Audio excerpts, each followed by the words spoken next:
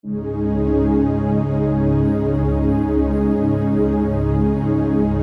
The lord. దేవునికి మహిమ కలుగును గాక. ఉదయకాల సమయంలో మనందరినీ సజీవ లెక్కరించి దేవా దేవునికి వందనాలు. అదే రీతిగా యేసుక్రీస్తు నామములో మీ అందరికీ కూడా శుభములు తెలియజేస్తూ క్రైస్ట్ ఎవెంజలికల్ మినిస్ట్రీస్ తరఫున మీ అందరికీ కూడా వందనాలు తెలియజేస్తున్నాను. ఉదయకాల సమయంలో దేవుడు ఇచ్చినటువంటి మాటలు కోరహు కుమారులు రచించినటువంటి కీర్తన గ్రంథము 42వ అధ్యాయము మరి 5వ మాటను చదువుతున్నాను. బైబిల్ గ్రంథం ఉన్న వారందరూ తెరిచి ఈ మాటలను ధ్యానించాల్సిందిగా మీకు మనవి చేస్తున్నాను. నా ప్రాణమా, నీవు ఎలా కృంగి ఉన్నావు, నాలో నీవేలా తొందరపడి ఉన్నావు. దేవుని యందు నిరీక్షణ ఉంచుము, ఆయనే నా రక్షణకర్త అనియు నా దేవుడనియు చెప్పుకొనుచు ఇంకను నేను ఆయనను స్తుతించెదను. దేవుని యందు నిరీక్షణ ఉంచుము అనేటువంటి మాటను ధ్యానిద్దాము.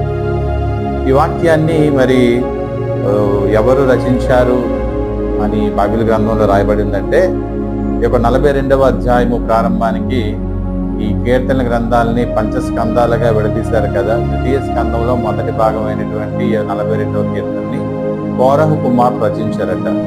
అయితే ఒక 2-3 నిమిషాలు అసలు ఈ కోరహు ఎవరు, కోరహు సంతతి ఎవరు అని ఒకసారి చూసినట్లయితే, యాకోబు పుట్టినటువంటి 12 కుమారులలో ఒకానొక కుమారుడైనటువంటి లేవి ప్రత్యేకించబడిన వాడు. లేవికి మరి 3 కుమారులు ఉన్నారు. ఒకరు గెర్షోను, మరి కహాతు, అమ్రాము. ఈ 2వ వాడైనటువంటి కహాతు సంతతి నుండి వచ్చిన వాడే కోరహు. అంటే ఈ కోరహు అన్నవాడు కూడా లేవీయుడే అనేటువంటి విషయాన్ని జ్ఞాపకం ఉంచుకోవాలి. చాలాసార్లు ఈ యొక్క లేఖన భాగాల్లో కోరహు కుమారులు అని మనము చూస్తూ ఉంటాం, కానీ ఎవరు ఈ కోరహు కుమారులు అని ఒకసారి మనం బైబిల్ గ్రంథాన్ని చూసినప్పుడు ఎక్సోడస్ నిర్గమాకాండము మరి 6వ అధ్యాయము 24వ మాట మన బైబిల్ చదువుతుంటాం, కానీ కొన్ని పాయింట్స్ స్కిప్ చేస్తూ ఉంటాము.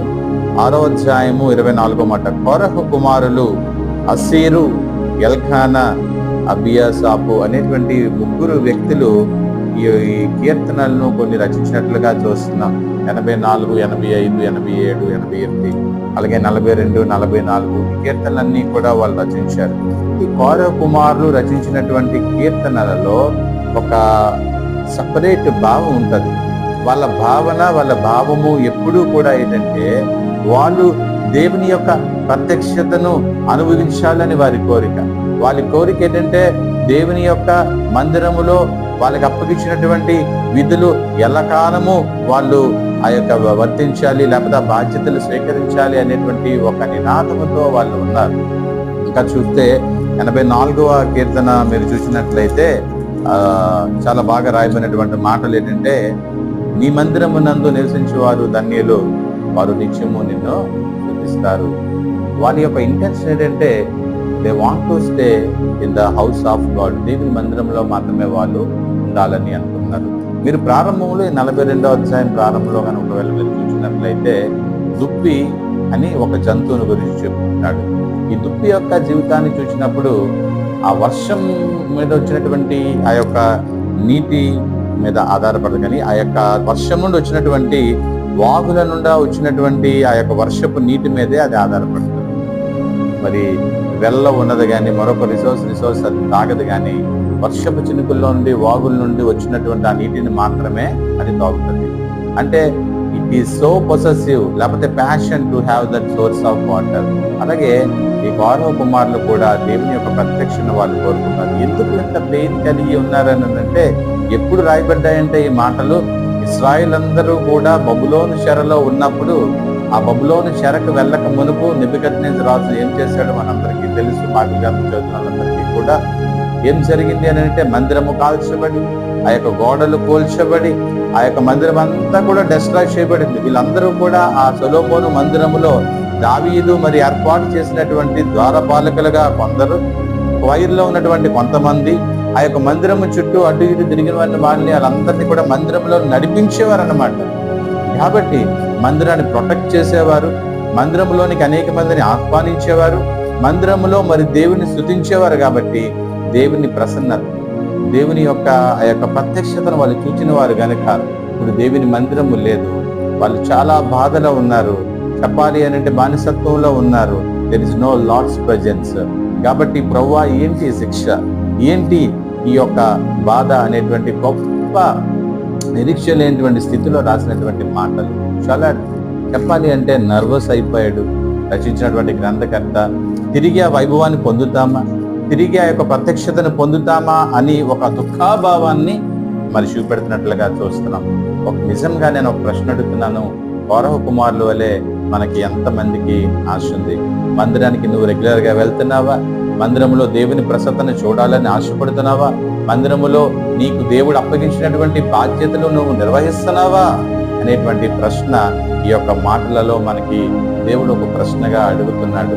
కోరహు కుమారులు అంటున్నారు, ఒకానొక సమయంలో వాళ్ళు కూడా డిప్రెస్ అవుతూ రాసినటువంటి మాటలు ఏంటంటే, నా ప్రాణము నాలో కరిగిపోచున్నది, నా ప్రాణము నాలో కరిగిపోచున్నది. I lost the presence of the God, I lost the presence of the God. అంటే చాలా కాలం అయిపోయింది దేవుని ప్రత్యక్షత ప్రసన్నత లేకపోయేసరికి వాళ్ళ ఒక వేదన వచ్చేస్తుంది.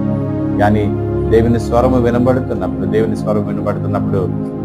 స్వరం ద్వారా అంటున్నాడు, నా ప్రాణమా నీవు నాలో ఎలా కృంగి ఉన్నావు, దేవుని యందు నిరీక్షించు. నిజమే, మనందరము కూడా ఆ యొక్క దారి తప్పిపోయినటువంటి గొర్రెల వల్లే ఉన్నాం. లార్డ్స్ ప్రెజెన్స్, అసలు మనం అన్య జనాంగము, మనకి లార్డ్స్ ప్రెజెన్స్ లేదు, మనకి హోప్ లేదు. కానీ యేసు ఈ భూమి మీదకి రావడం ద్వారా ఆయన జీవించి మరణించి పునరుద్ధానుడు అయ్యాడు కాబట్టి నీ జీవితంలో రక్షణ తీసుకొచ్చాడు, నీ జీవితంలో నిరీక్షణ తీసుకొచ్చాడు.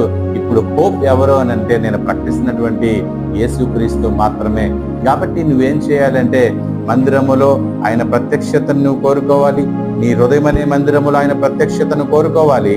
అది మిస్ అయితే ఇంక నీ జీవితంలో ఎన్నున్నా కూడా అవి వేస్టే. కాబట్టి కోరహు కుమారులకు ఉన్నటువంటి ప్యాషన్, కోరహు కుమారులకు ఉన్నటువంటి ఆ ఫైర్ నీవు కలిగి ఉన్నప్పుడు దేవుని ఆశీర్వాదాలు నీ మీదకి దిగుతాయి, దేవుని కృప నీతో ఉంటుంది, తద్వారా గొప్ప కార్యాలు చేస్తావు, దేవుడు మహిమపరచబడతాడు. నీవు ఎల్లప్పుడూ నా నిరీక్షణకర్త అయినటువంటి దేవుడు మహిమ పొందును గాక. నా రక్షణకు నా మహిమకు దేవుడే ఆధారము. చివరగా చెప్తున్నాను, ఆయనే నాకు నిరీక్షణ. దేవుడి మాటలు మన జీవితాల్లో దీవించి ఫలభరితంగా ఆశీర్వదించును గాక.